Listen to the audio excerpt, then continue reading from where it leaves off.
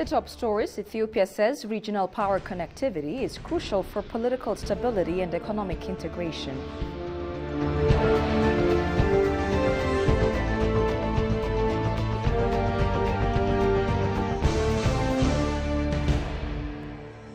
And newly renovated National Palace Museum is now officially open for the public.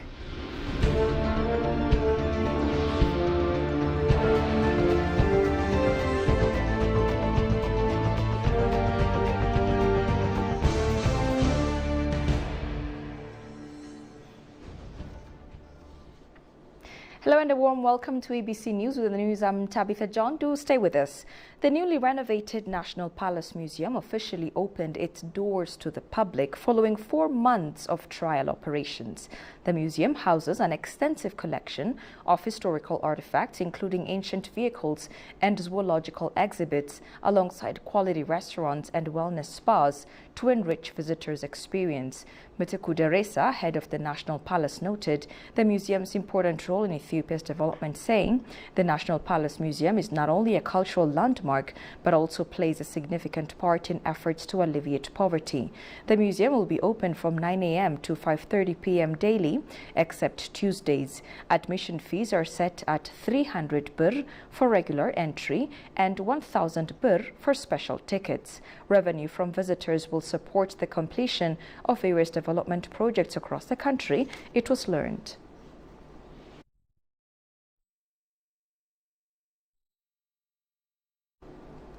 The Addis Ababa City Administration is undertaking a 44-kilometer Riverside development initiative aimed at rehabilitating the capital's polluted and degraded river systems, according to the Environmental Protection Authority. Dida Deriba, head of the authority, told Fana Media Corporation that comprehensive studies conducted by universities and the authority have revealed that many of the city's small rivers have lost their natural ecological character due to increasing pollution. These Riverside development projects completed Addis Ababa's sweeping modernization efforts, such as the multi-phased corridor development project launched since late 2022. The ongoing corridor initiative spans hundreds of kilometers of upgraded roads, pedestrian walkways, bike lanes, green pockets, sports facilities, and smart city infrastructure. One notable corridor, the Mexico-Sarbet route, was inaugurated by Prime Minister in mid-2024 and is already reshaping the city's landscape. These corridor upgrades have revitalized aging neighborhoods, introduced modern drainage and utilities, and improved mobility of vehicles, pedestrians, and cyclists. The current Riverside project furthers this vision, extending beautification efforts to the city's waterways, creating cohesive green corridors that enrich urban life while protecting natural assets.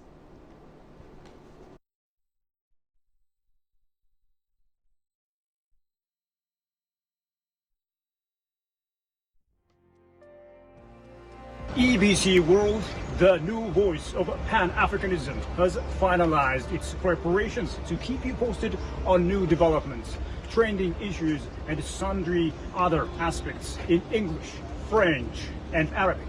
EBC World, your voice of Pan-Africanism, is coming to you live in multimedia formats, including television, radio, and dot strip, promoting Ethiopia and Africa using news, analysis, and programs using state-of-the-art technology. EBC World, the voice of Pan-Africanism.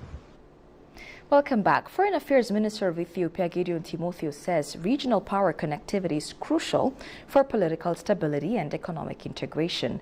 Executive Director for the Institute of Foreign Affairs, for his part, affirms that regional energy integration is no longer a distant aspiration, but an immediate and strategic imperative requiring coordinated action and sustained action. These remarks were made at the 4th Annual Forum for Regional Integration and Reasonable Utilization of the Nile, which was held in Addis Ababa, bringing together senior government officials, diplomats, development practitioners, and NBI representatives, among others. Shagao Yamato has the following report. The fourth annual Forum for Regional Integration and Reasonable Utilization of the Nile has been held in Addis Ababa under the theme Regional Power Connectivity for Inclusive and Sustainable Development in the presence of senior government officials, policymakers, diplomats, and Nile Basin Initiative representatives. The forum aims to bolster cooperation among stakeholders in regional energy sector through policy harmonization to a coordinated equitable energy access in Africa. Opening the forum, Foreign Affairs Minister Gideon Timotheus highlighted the need for coordinated action to redress power disparity in the region. He also stated that regional power connectivity is crucial to economic integration, citing the Grand Ethiopian Renaissance Dam demonstrating the nation's commitment for regional power integration. Regional power connectivity, therefore, is not only a development imperative, but also a strategic priority for political stability, social inclusion, and economic integration. Through shared infrastructure, harmonized policies, and cross-border energy trade, we can fulfill the ambition of both the UN Agenda 2030 and the African Union Agenda 2063. Reliable and equitable energy must serve as the bedrock for sustainable industrialization, job creation, and climate resilience. Ethiopia is proud to contribute meaningfully to this shared vision. Our investment in renewable energy, particularly hydropower, have positioned us as a country that is an emerging energy hub. The Grand Ethiopian Renaissance Dam is the biggest of our hydro projects and is a regional asset for everyone. Executive Director at the Institute of Foreign Affairs, Jafar Bedru, for his part, stated that the Institute is working diligently in facilitating policy dialogue to equitable sustainable power distribution. He also outlines that regional power integration is no longer a distant aspiration but an immediate strategic imperative requiring coordinated action. This conference offers us the opportunity to think beyond national boundaries and institutional silos. It is a space to engage candidly, to learn from one another, and to act with the urgency and the coordination that our moment demands. At the Institute of Foreign Affairs, we affirm our commitment to supporting this agenda through policy dialogues, technical exchanges, and the advancement of African-led research and innovation. We will continue to provide platforms where strategy meets substance and ambitions are matched with actionable insights. Deputy Executive Director for the Nile Basin Initiative, Michael Kiza, highlighted the significance of the conference to resolve the fragmented regional efforts to a coordinated approach that benefits all riparian countries. He also called for strengthened institutional cooperation and financial mobilization in the region.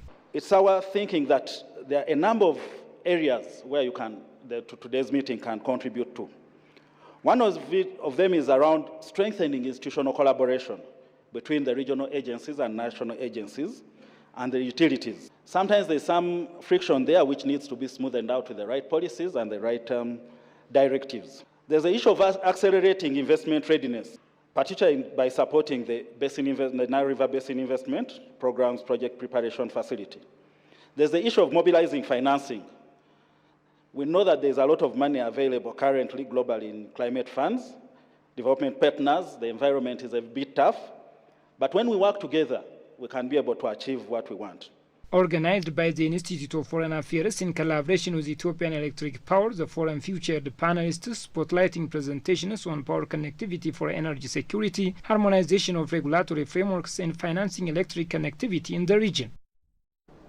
The Ministry of Planning and Development announced Monday Ethiopia has been selected to host the Second African Climate Summit, ACS2, from September 8 to 10, 2025 at the Addis International Convention Center. The selection endorsed during the recent African Union AU Assembly of Heads of State and Summit.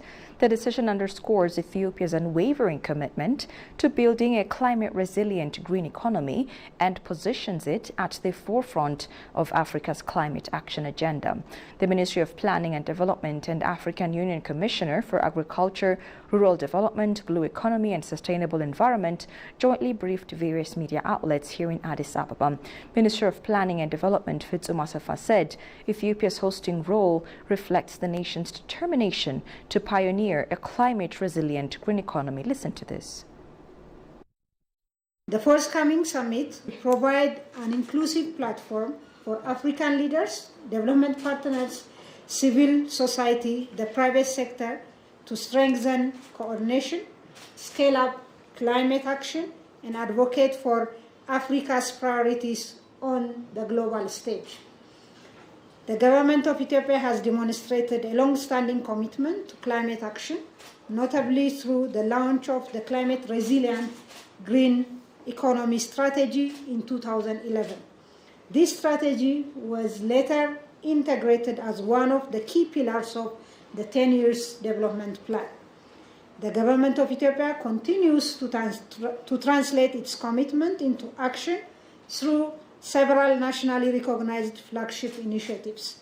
These include the Green Legacy Initiative, which successfully planted over 40 billion seedlings between 2019 and 2023, as well as major efforts in renewable energy production, e-mobility, sustainable land management, and watershed development, and recently climate-smart urban planning.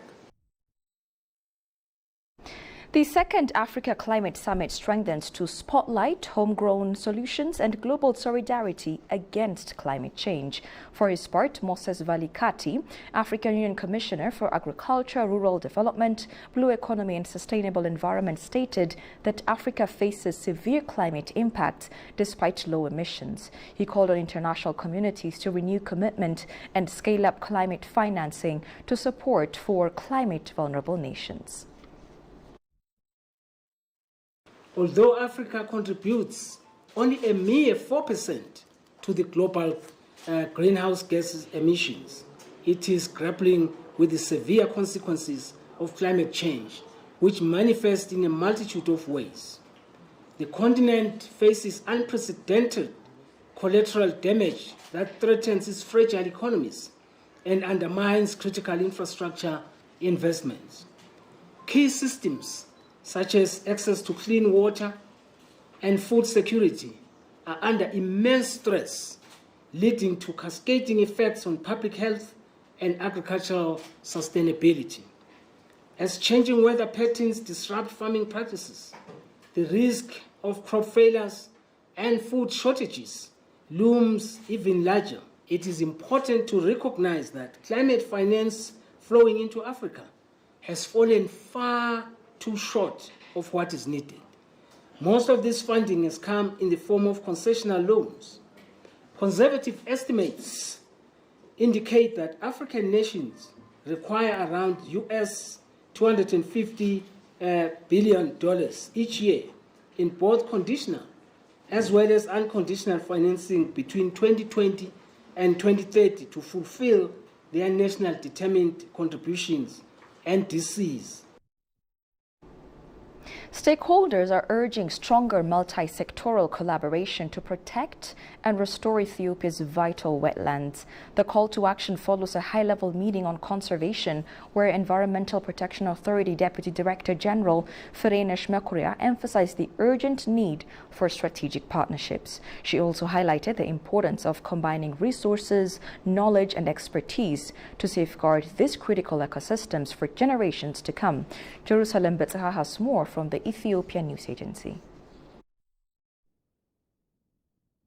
Wetlands in Ethiopia are diverse and widespread, occurring across all climatic regions. Ethiopia's wetlands are vital ecological zones that support rich biodiversity, provide essential ecosystem service, and sustain local livelihoods. However, these areas face significant threats from human activities and climate change. That's why a high-level meeting held with the aim of enhancing wetlands conservation and restoration efforts in Ethiopia on Monday. Speaking at the occasion, Environmental Protection Authority Deputy Director General Frenesh Makure highlighted the critical role wetlands play in supporting biodiversity and regulating water cycles. She also mentioned that safeguarding ecological process, mitigating climate change impacts, and balancing economic growth with environmental stewardship are important contributions of wetlands. The Deputy Director General urged stakeholders to unite and form strategic partnerships that leverage resource, knowledge, and expertise. She stressed that it's imperative to protect wetlands for future generations. Partnership is essential in advancing our collective goals for sustainable wetland management. Effective wetland management requires robust data, innovative solutions, and inclusive participation. There is an urgent need for comprehensive inventory and assessment of our wetland resource to inform policy and action. To this end, we seek enhanced support from our partners, including Wetland International. Together, we can build the capacity needed for effective monitoring, developing cutting-edge management strategies, and mobilize resources for impactful interventions. On his part, Wetlands International CEO Conrad Krager said that the wetlands in Ethiopia only cover 2% of the area, emphasizing for conserving and restoring wetlands, which are crucial for biodiversity, climate resilience, and the people. I had the pleasure myself of seeing the work, for example, in the Rift Valley, for example, around Lake Zhuai. And I can tell from my own experience that actually there's incredible impact made by actually the local people, the local communities, with help from Wetlands International and working together with the government, very strong government support, to restore degraded areas around Lake Zhuai, which are responsible for erosion that comes into the lake, that makes the lake murky and also fills up the lake, which makes it functioning less well for the entire region, including for the economic actors, the businesses that depend on Lake Zhuai very much, for example, the flower production and the agriculture that is being done around the lake. They all need a healthy lake, and that means that we need to stop the erosion coming from the surrounding areas. Wetlands International country representative Semena Shifera on his part said that Ethiopia is endowed with rich wetland ecosystems, including highlands, marsh to Rift Valley lakes, and floodplain systems. These invaluable assets face mounting pressure from climate change, unsustainable land and water resource use practices, and population growth. The consequences of this is actually seen in the ground as degradation of ecosystems, loss of biodiversity, and increased vulnerability of communities that demand urgent, concerted and strategic action. Ethiopia's wetlands are found in various climatic zones and include lakes, rivers, swamps, marshes, and floodplains. Many are also home to a variety of aquatic biodiversity.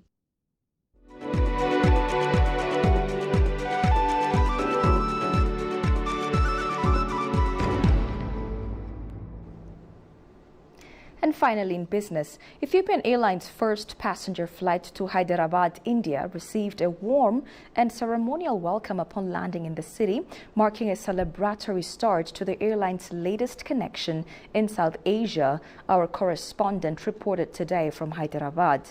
The inaugural flight, which departed from Addis Ababa, was greeted in Hyderabad with a traditional water cannon salute and a festive reception attended by local officials, airport representatives, representatives and members of the diplomatic and aviation communities. The arrival was further enriched by cultural performances and ceremonial exchanges, reflecting the deepening ties between Africa and India. Hyderabad, popularly known as the City of Pearls, is the 6th Indian destination served by Ethiopian Airlines.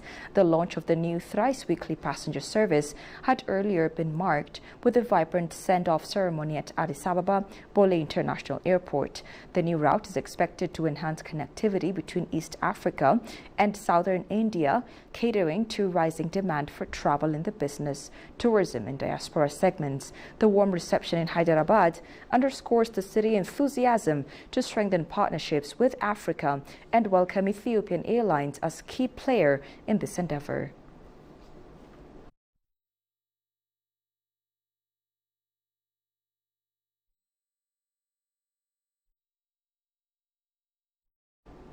You're watching ABC, a reminder of the top stories. Ethiopia says regional power connectivity is crucial for political stability and economic integration.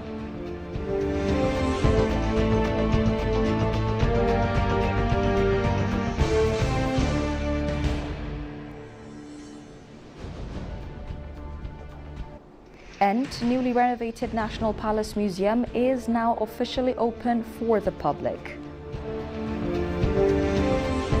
That's all we had for now. I'm Tabitha John. Many thanks for watching. Goodbye for now and take care.